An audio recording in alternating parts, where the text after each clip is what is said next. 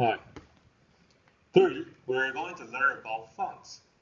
So let's change the fonts to some cool fonts. For example, Verdana or Courier.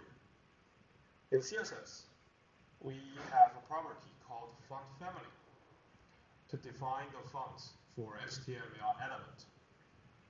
So here's the code, and then we change the H1 and P, the style font family, Verdana, and font family, Courier. And let's take a look at the example. So here, HTML, we have the code.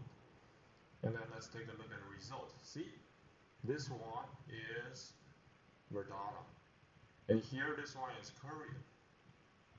And you can go on JS Fiddle to try it and fork to customize it. Now go ahead and to try it, customize your own font